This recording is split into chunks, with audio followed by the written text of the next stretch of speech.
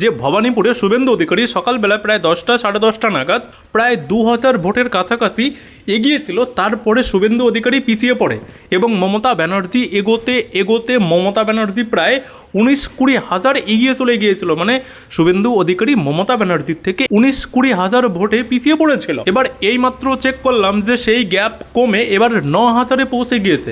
যেখানে শুভেন্দু অধিকারী 17, 18, 19-20 হাজারের কাছাকাছি পিছিয়ে ছিল, সেখানে এখন মাত্র শুধু 9,000-এ পিছিয়ে রয়েছে শুভেন্দু অধিকারী। এবং গণনা শুধুমাত্র 11 রাউন্ড হয়েছে, এখনও 9 রাউন্ড গণনা বাকি।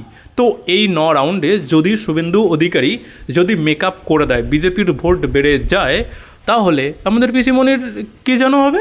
Bye bye, tata, good bye. দেখুন, সত্যি কথা বলতে না, সব থেকে বেশি ফোকাসে শুধুমাত্র পিসিমণির ভবানীপুরে রয়েছে যে এবার ভবানীপুরে কি হবে। অন্য জায়গা আমরা অতটা নজর দিচ্ছি না, কারণ কী রকমের কি হয়ে গিয়েছে আপনারা সব কিছু দেখতেই পাচ্ছেন। কিন্তু ভবানীপুরে কি হচ্ছে এটা সব থেকে বেশি ইম্পর্টেন্ট, কারণ নন্দীগ্রামে একবার গিয়ে আমাদের পিসিমণি হেরে ফিরে এসছে।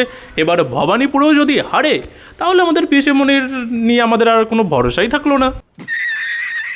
আর হ্যাঁ, বিজেপি জিতছে, তৃণমূল হারছে বলে ন্যাকা কান্না শুরু হয়ে গিয়েছে। বিভিন্ন জায়গা বিভিন্ন রকমের ন্যাকা কান্না, ইভিএম এক, হ্যান ত্যান, 7 কত জায়গা কারচুপি, ব্ল্যাক আউট, ব্ল্যাক হোল, কত কি কত বাহান। আমাদের পিসিমণি দেখবেন একটু পরেই পিসিমণির গান বাজনা শুরু হয়ে যাবে, চিন্তা করবেন না। এবং সে সমস্ত আপডেটগুলো আপনারা আজকে বিকেলের পর থেকেই পেতে শুরু করবেন, কারণ এই মুহূর্তে আমরা দেখছি যে কোন প্রার্থী কীভাবে কত ভোটে এগিয়ে রয়েছে, সেই সমস্ত ডেটাই আমরা এই মুহূর্তে অ্যানালাইসিস করছি।